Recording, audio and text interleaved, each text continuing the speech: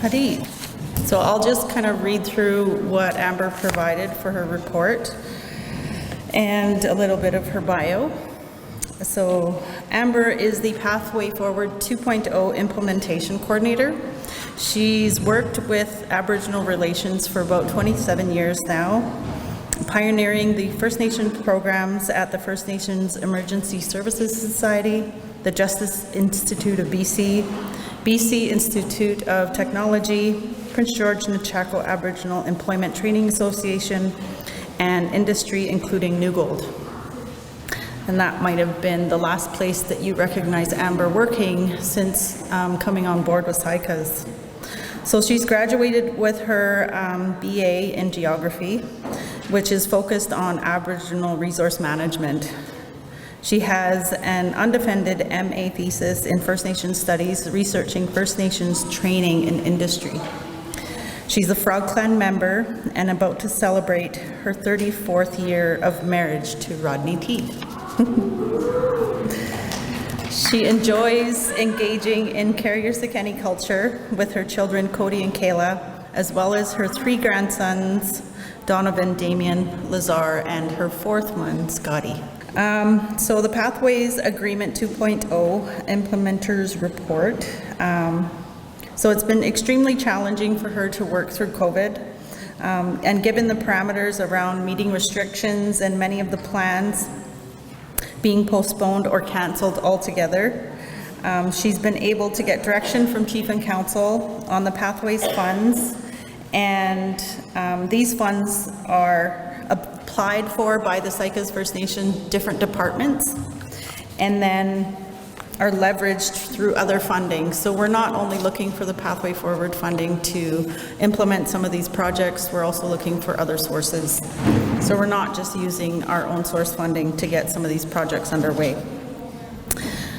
She works very closely with Carrier-Sekeni Tribal Council as well as other Carrier-Sekeni First Nations and government representatives to ensure the agreement is implemented properly. There are a lot of values and objectives within the project or the Pathway Forward agreement that we need to uphold, and she's one of the people that are making sure that that happens.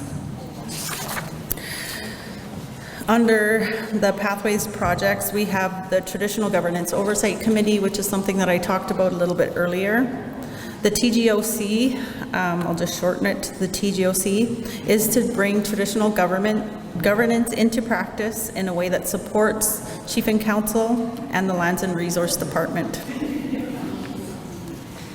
So currently, the TGOC is a pilot project that we are utilizing to exercise traditional governance in the ecosystem restoration planning.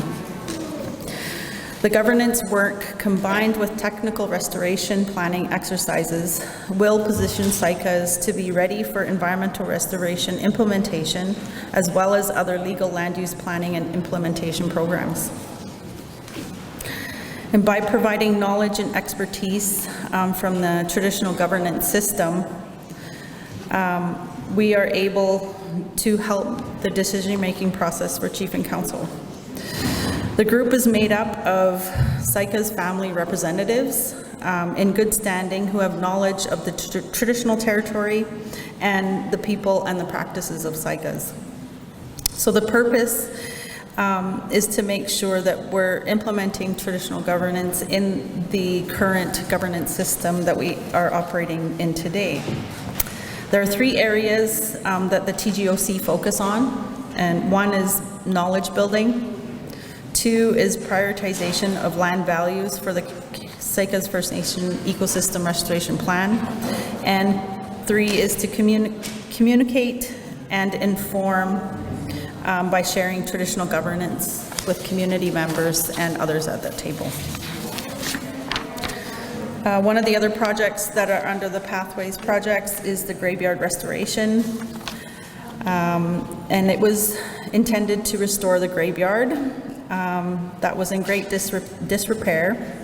And it looked at restoring sunken graves as well as remarking graves that have lost their identity. Also identifying those that didn't have markers. So we're really working with families to try and identify where their loved ones are in the graveyard. And with approval from the families, they're going to continue to do the work until they have the graves marked and labeled to ensure easier maintenance is possible in the future. There's also plans to have a community potlatch that will recognize grave markers placed on both clans in the future. There was also equipment purchased under this program or project to make future maintenance easier, including swing saws and a brush mower, and these will be included in the O&M operations equipment. One of the other projects is the language digitization project. So the culture department has been heading this up and has been building a First Voices archive as well as digitizing Saik'uz First Nations information. So we have a lot of information collected that needs to be worked on that Travis is really heading up along with the elders group. So it's a continuation of the work that is utilizing our valuable knowledge holders and speakers, and they're also developing new skills and building their technical resources to make sure that we continue this work in the future. Another project is the Community Culture and Wellness. Pathways supported the Community Family Day hosted by our Social Development Department. Getting together as a community has become very important since the social restrictions of COVID-19. And under our socio-cultural budget, the community was able to get together in person for the first time in a very long time. Economic development. Saik'uz is working closely with CSTC to ensure the economic development funds that we have been allotted will be brought back to Saik'uz, and that's some of the stuff that Jason was talking about.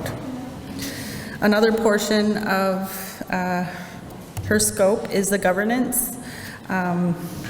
So we're working with our traditional leaders, elders, and clan members to be more active in decision-making for Saik'uz. Individual clan meetings are being planned to provide an opportunity for clan members to discuss issues and make decisions about what should be planned going forward. So there is a plan to have an all-clans gathering to discuss how our governance system is going to move forward, and that is yet to come. Another project that we have been implementing in the last little while for Saik'uz organization is the Database for Nations in TLC. We've invested in a membership all-inclusive database system to oversee all the community information security and storage. So some of this information has been collected by reaching out to community members to voluntarily offer their information. Another method that they've been using is utilizing the water claim forms and collecting information from that as we go through all the forms. So we have April and Chantel working on that right now at the band office. They have been doing a really, really good job in making sure that they're being diligent in collecting the right information and going through it multiple times sometimes to ensure that they have accurate information for our members. So I really appreciate that. And this is something that we're going to have implemented all the time. So making the election process a lot smoother, making referendums a lot smoother, having community meetings and getting information out to community will be a lot easier moving forward. So this also, well, this includes programs such as education, health, asset management, employment, and membership communications, as I said. And we have a secured contract with TLC to overhaul our information system with the band office and the community. A new internet system is being installed to replace the Starlink system that we have in place right now that was previously available to community. So some of the future plans that she has highlighted is the clan meeting, participating in CSTC, AFN, and government-to-government meetings for Pathway Forward 2.0, and then contribute to writing funding proposals for projects for the community. And that is Amber's report.